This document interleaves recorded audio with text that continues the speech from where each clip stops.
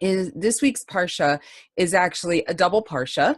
This week we read the Parsha called Vayakhel and the Parsha Pikudei, both of which spell out Hashem's instructions for creating and erecting the Mishkan, which is the tabernacle, as well as detail its actual creation and erection. Now, since this Parsha usually falls on one of the three special Parshiot that occur between Purim and Pesach, the regular Haftorah is rarely read. This year, this is called Parshat Para, which is the heifer is what the para is a cow, a female cow. Parshat Para is usually read on the Shabbat immediately after Purim, but because this week, or this year, if you will, Purim occurred on Thursday, it wasn't read the day after, it's read the following week. So this coming week will be Parshat Para, and so there's that extra week between Purim and Pesach, so that's how come we're reading it this week instead of last Shabbat.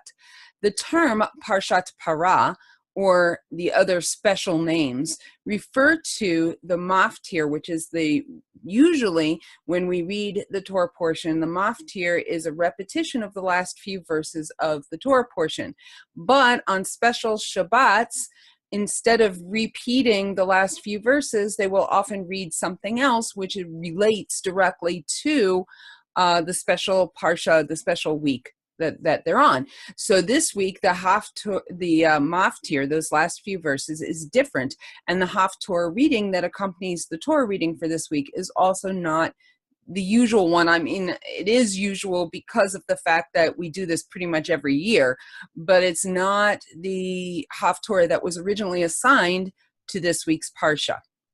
So you'll find that for the next 3 weeks, the maftir and the Haftorah readings that are supposed to accompany the selected Torah portion are not read and are instead substituted with another reading. In most years, the Parsha Vayakhel is read together with Pikudei. They're both fairly short, and it's designed that way. The only time that Vayakhel is read by itself is on leap years. Every once in a while, rarely, but every once in a while, it's read on a non-leap year, but that is very unusual. When two parshas are combined, the assigned Haftorah of the first parsha isn't read, and the Haftorah that week is the one that goes with the second parsha. So in most years, the Parsha Vayakhel is read together with Pikudei, right? It's only read by itself on leap years. So when two Parshas are combined, the assigned Haftorah of the first Parsha isn't read, and the Haftorah that week is the one that goes with the second Parsha. So that means that the Haftorah for Vayakhel only gets read on those leap years. That's it. Except that in almost every case, even when it's read by itself, Vayakhel coincides with one of these special parshas, and so the Haftorah is not read in any case. It's very rare that we actually read the Haftorah for Vayakhel. All right, this year is a year when they're both read together. But not only do we not read the Haftorah of Vayakhel, we don't read the Haftorah for Pikudei either, because this is one of those special weeks between Purim and Pesach called Parshat Para, right? So as I said earlier, a para is a cow, and in this case, the cow that we are talking about is the red heifer, the cow whose ashes are used to remove ritual impurity.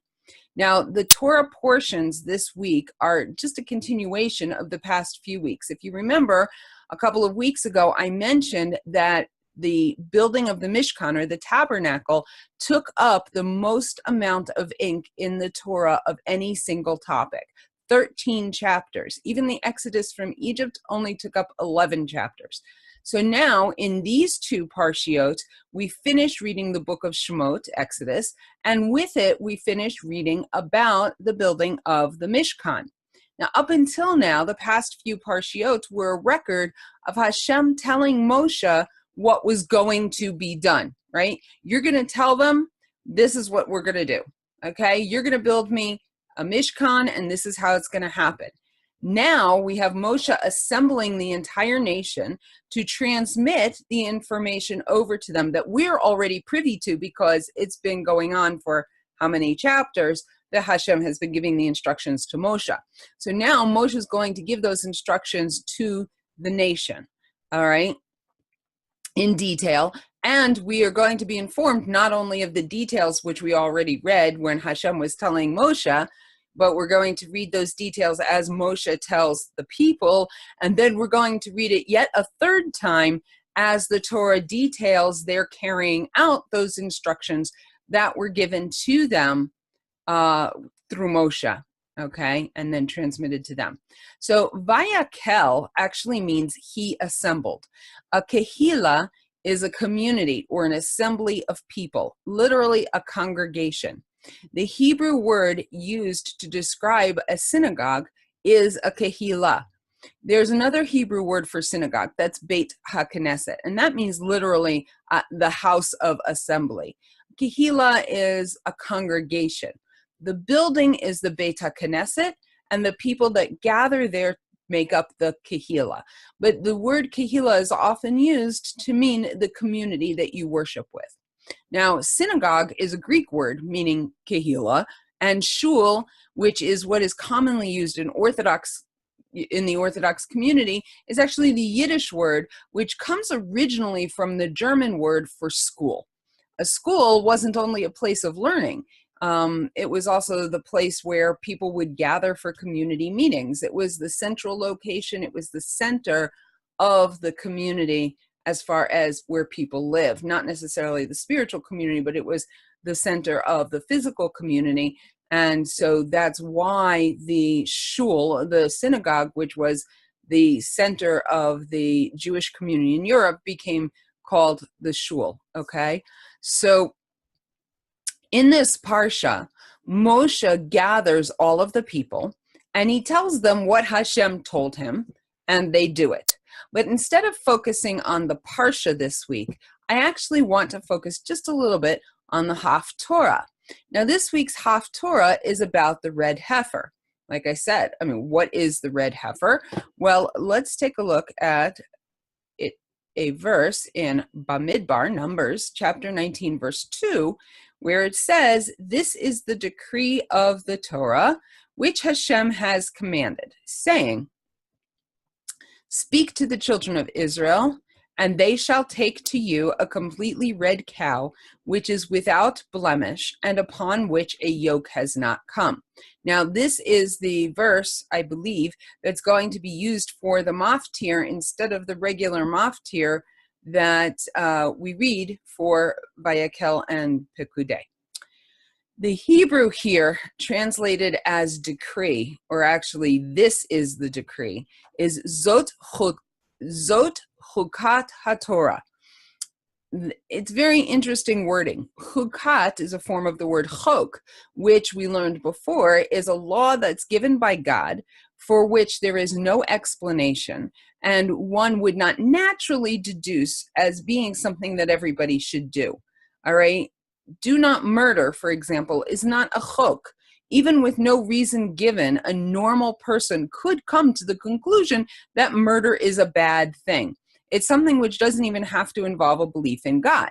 Same thing for like not stealing or kidnapping, or, we could think of a bunch of laws that we were given that were specifically mitzvot, that were commanded by God, but that normal people, even today, people who don't believe in God, still hold as a level of morality, because it's something that anybody who is a civilized person could conclude that this is a good way for civilized people to behave. But a chok is a law that, even with no reason given, a person would not come to the conclusion that that it's something that should be done. Okay, so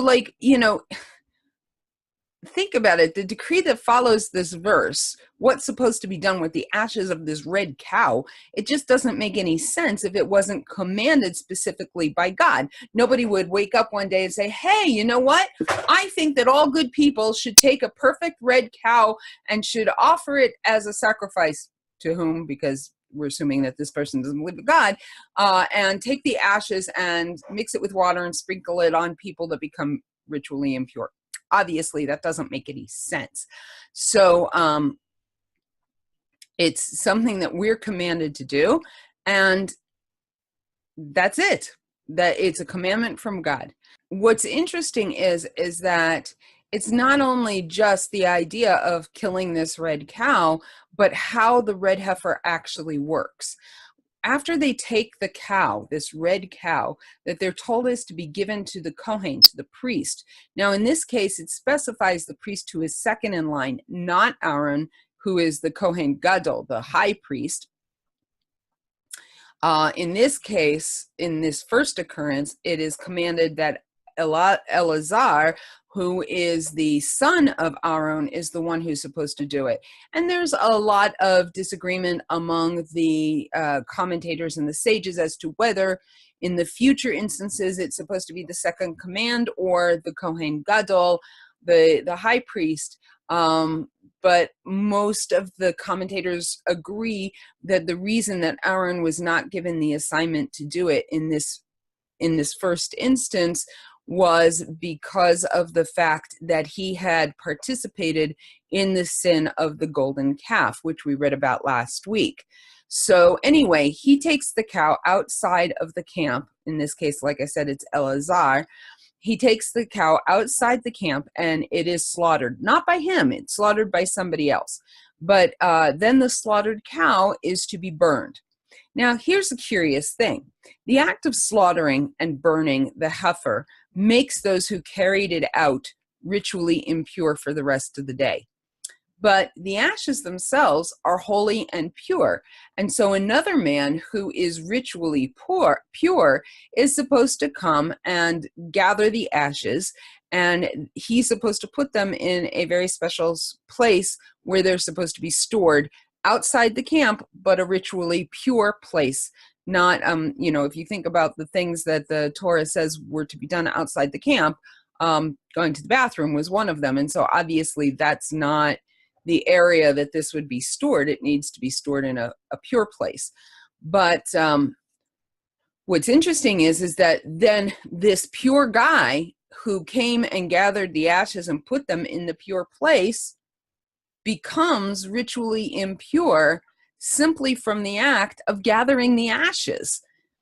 What's so strange about this? Well, the strange thing is that the purpose of the ashes is that they are to be used to remove ritual impurity from a person who has actually come in contact with a dead person. All right, this is an example, again, of a chok, a law from which the Torah is completely above, a law from the Torah which is completely above human comprehension. And it has to be accepted on faith alone because it doesn't make sense otherwise. I mean, it doesn't make sense, period. We do it because God commanded us to. So why do we read this Haftorah and this Maftir at this time of year? Well, Purim is now over, and we are in the period of time where we are getting ready for Passover. And during the times when the temple stood, they had to make a pilgrimage, so it was a big deal. And people had to travel to the temple to bring the Passover sacrifice. And that's because Passover is one of the 3 pilgrimage festivals. The other 2 being Shavuot, or Feast of Weeks, and Sukkot, tabernacles, booths, whatever it's called in English. Before they could bring their sacrifices, they had to purify themselves. You couldn't enter the temple or partake of the Passover offering if you are impure. So that's why we read about this special purification ritual at this time of the year, because during the time of the temple, this would have been a time where people were preparing themselves and they were trying to avoid becoming ritually impure, and they would have had to make themselves ritually pure so that they could bring the offering to the temple and partake of the offering. Because of the fact that a person had to be ritually pure in order to both bring a sacrifice to the temple, but also in order to be able to partake of the Passover offering, we are going to read in a little while that a second Passover was actually instituted. It's called Pesach Sheni, the second Passover. And this was instituted so that people who were impure on Passover for whatever reason, maybe a relative died or whatever, or I think also people who were traveling, because of the fact that a person had to be ritually pure in order to bring their sacrifice to the temple and also in order to partake of the Passover offering, this idea of a Pesach Sheni, of a second Passover, was instituted so that those who were impure on the first Passover would be able to partake in the second Passover. It's that important. Now, it's interesting because, it brings up the question of, well, what if they became impure again? Well, I guess if you had missed the first one, you would have to be extra careful to do everything that you could to make sure that you wouldn't become impure again, so that you would be able to partake of the Passover sacrifice at Pesach Sheni, okay, on its appropriate day. So the Haftorah for this week is from the book of Yechezkel, Ezekiel. And the book of Ezekiel largely talks about the building of the third temple, which is to occur during the time of Mashiach. So it makes sense that this would be the Haftorah that would be read at this time of the year when we're talking about erecting the Mishkan. The chapter that we read here, though, for Parshat Para, Hashem is speaking of a time when he will gather the Jewish people from the corners of the world and bring them back to Israel. And he talks in metaphorical language about sprinkling them with purifying water and purifying them from all of the contamination that they have gotten involved with during their exile among the rest of the world. So in the Parsha, we're talking about the creation and erection of the tabernacle. And because this is Parshat Para, our maftir is the reference to the Red Heifer, which is an act that will create something that will bring about purity. And then the Haftorah that we read along with it is about this more metaphorical purification that's going to take place in the end of times when the Mashiach gathers all of the Jewish people from all of the different places that we've been scattered, and we are metaphorically or spiritually purified from all of the garbage that we were exposed to while we were scattered around the world. Okay, so there are many messages that can be taken out of this commandment to create these ashes from the red heifer. There are some opinions that God chose to use a cow as the way to get rid of ritual impurity as a direct response to the sin of the golden calf. But I think that there's something deeper that can be gained from this passage. Death is a very permanent and difficult reality of life. Coming face to face with death often scars us, causes us to question all sorts of things in our lives. The value of what we've done, our own mortality, the fact that we don't even really know what happens to us after we die, because let's face it, no one's actually come back to tell us what the afterlife is like. We have a few clues from the Tanakh, but the truth is we just don't know. Human beings don't like being in a state of not knowing. We don't like it. It's uncomfortable for us. So, that's why we have science. Science is man's attempt to understand what makes the world work. Unfortunately, science is man's attempt to make to understand what makes the world work without acknowledging God. But the fact that there is still so much that we don't know is a very painful thing for human beings. We have a drive to understand the world around us. Now, impurity from touching a dead person, according to the Torah, lasts 7 days. Ironically, or maybe not ironically, maybe on purpose, that is the same amount of time that one spends in the deep mourning period for a close relative who has died, right? We call it sitting Shiva. Shiva is 7 days. When a close relative, that's a parent, a sibling, a spouse, or a child, so it's mother, father, there's 7. Mother, father, sister, brother, son, daughter, spouse. Right. Yeah. So there's those 7 relationships. And if one of those close relationships dies, then you are obligated to sit. There's a bunch of rules that go with it for 7 days in deep mourning. And then there's an 11-month period. There's 3 actual stages. The 7-day is very deep. Then there's 30 days, which is not quite as deep, but still pretty significant.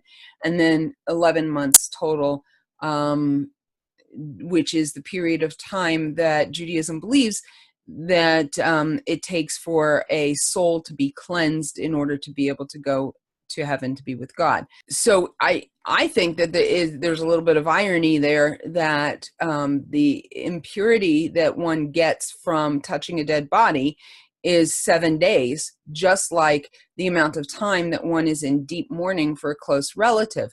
And that's because of what being in contact with death does to us as people, right? It causes a disconnection between us and God, and often causes us to reflect and question many things about our life. So a week is necessary to process all of the emotions that come with having been in such close contact with death. Now, there are many people who would say that it takes a lot longer than a week, and that's true.